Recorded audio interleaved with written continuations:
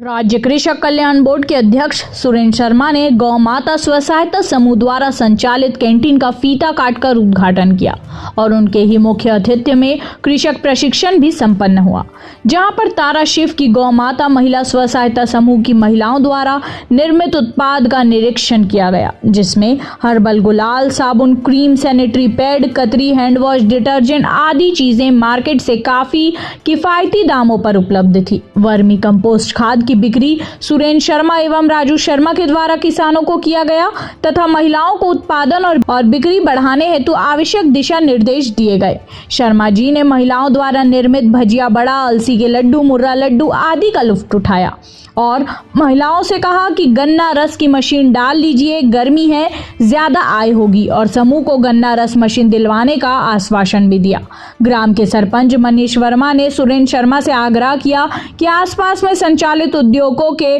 CSR मद से 2 कमरे बनवाए जाने का मांग किया, जिस पर शर्मा जी ने सहमति जताई। समूह की महिलाओं ने सुरेंद्र शर्मा, जिला पंचायत सभापति राजू शर्मा और उपस्थित अतिथियों का आभार व्यक्त किया। तिल्दा नेवरा से अजय नेताम की रिपोर्ट। में यहाँ 2 बाड़ी है जिसमें सब्जी उत्पादन भी किया जा रहा है और आज मुख्य मार्ग में एक कैंटीन का भी हम लोग आदरणीय सुरेंद्र शर्मा जी के द्वारा उद्घाटन कराएंगे। तो आज हमारे लिए बहुत ही खुशी की बात है और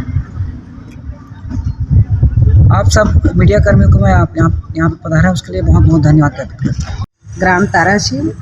और यहाँ गौठान के मैं यहाँ महिला समूह के अध्यक्ष मासूम लगा था, बकरी पालन करता हूँ, मुर्गी पालन करता हूँ, वर्मी खाद बनाता हूँ और सब्जी बाड़ी भी लगाता हूँ और रोड में कैंटीन लगाए हैं। कैंटीन खोले ना जो कर ओपनिंग हुई से और यहाँ हमने ये चाहता कि कैंटीन चारों तरफ से खुला है, फुल अच्छा से बना दे